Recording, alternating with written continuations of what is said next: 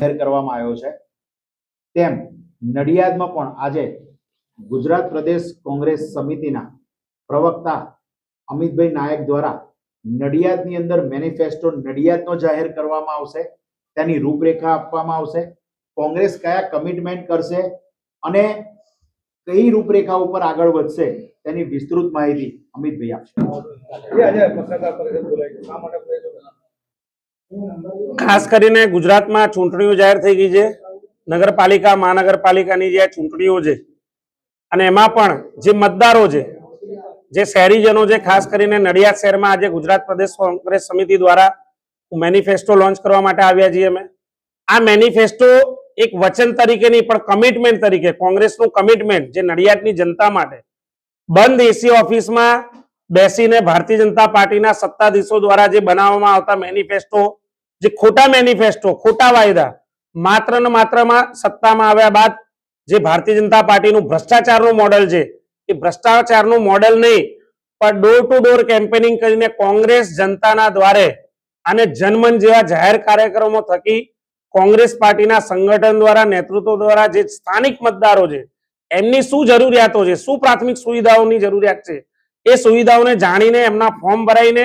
એક ડ્રાફ્ટિંગ તૈયાર કરવામાં આવ્યું હતું। એ ડ્રાફ્ટિંગ પ્રદેશ સમિતિમાં નડિયાદ શહેર સમિતિ દ્વારા જમા કરવામાં આવેલ અને એ મુદ્દાઓનો વિષયોનો અભ્યાસ કરીને કોંગ્રેસ પાર્ટી નડિયાદ મહાનગરપાલિકામાં સત્તામાં આવે તો કયા પ્રકારનો મેનિફેસ્ટો હોવો જોઈએ જે જનતાને સુખાકારી માટે ફાયદો કરી શકે, પ્રાથમિક સુવિધાઓનું નિરાકરણ આવે, એ બાબતે અમે આજે મેનિફેસ્ટો લોન્ચ કર્યું છે નડિયાદ મહાનગરપાલિકા માટે,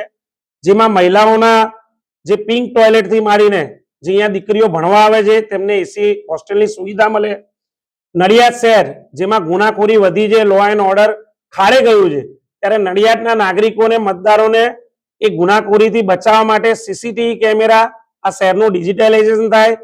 અહીંયા જે જન્મ મરણના દાખલા જેવા જે ટેક્સ બિલ છે, અન્ય જે આવકના પુરાવા જેવા ડોક્યુમેન્ટ છે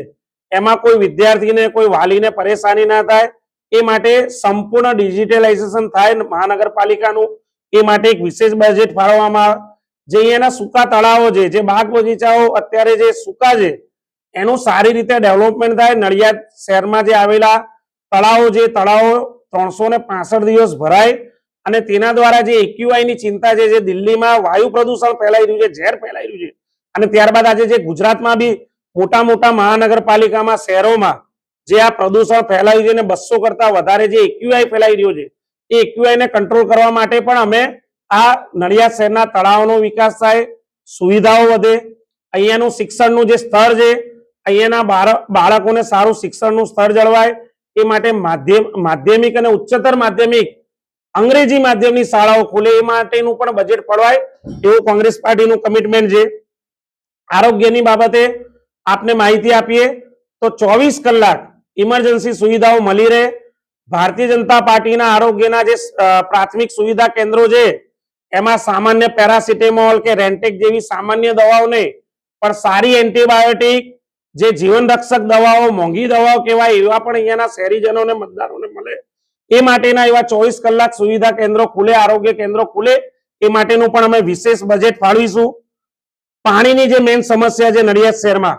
24 કલાક ચોખ્ખું પાણી મળે। ભારતીય જનતા પાર્ટીની જેમ આરઓ પ્લાન્ટના બાને ખોટા વચનો, ઠાલા વચનો આપવાની બદલે અહીંયાના શહેરીજનોને ચોખ્ખું પાણી મળે, 24 કલાક મળે, એ બાબતે અમે ચિંતિત છીએ અને એ માટે અમે અમારી સત્તામાં આવીશું તો અમે એના માટેનું વિશેષ બજેટ ફાળવીશું। અહીંયાના સારા આરસીસી વાળા રોડ રસ્તા બને, જનતાને ચાલવા માટે સારી ફૂટપાવડી મળે, જે લારી ગલ્લાના દબાણો છે દબાણથી શહેરીજનો પરેશાન ના થાય એટલે એવા દબાણોને અમે, એવા જે સ્થાનિક રેકડીવાળા છે એને અમે જે વર્ષોથી લગાવનાર આવા રેકડીવાળા છે એનો અભ્યાસ કરીને, એનો સર્વે કરાવીને એ લોકોને જે કોમન પ્લોટ હે કોર્પોરેશનના, મહાનગરપાલિકાના, એમાં એક નિશ્ચિત જગ્યા એવા લોકેટ કરેલા જે બજારો છે ત્યાં આગળ અમે એમને ટોકન પદ્ધતિથી ત્યાં આગળ અમે એમને ધંધો રોજગાર કરવા માટેની સુવિધા આપીશું, જેથી ટ્રાફિકનું પણ ભારણ હળવું થાય, શહેરીજનોને પણ નડતરરૂપ ના થાય અને એમનો ધંધો રોજગાર પણ ચાલે। એ સિવાય જે યુવાનો અને જે અહીંયાના રોજગાર બાબતે ચિંતિત છે, જે નડિયાદના શહેરીજનો, સારા સ્કિલ ડેવલપમેન્ટના કાર્યક્રમો થાય અને જે સારા નવા જે નાના લઘુ ઉદ્યોગો છે એના માટેના તાલીમ કેન્દ્રો મહાનગરપાલિકા દ્વારા ખુલે એ માટેની પણ બજેટની વિશેષ જોગવાઈ અમે જો સત્તામાં આવીશું તો કરીશું. આપ સૌ અહીંયા પધાર્યા, પ્રેસ, પ્રિન્ટ, ઇલેક્ટ્રિક મીડિયાના મિત્રો, આપ સૌનો હું આવકારું છું નડિયાદ શહેર સમિતિ દ્વારા. આપ સૌનો ખૂબ ખૂબ આભાર.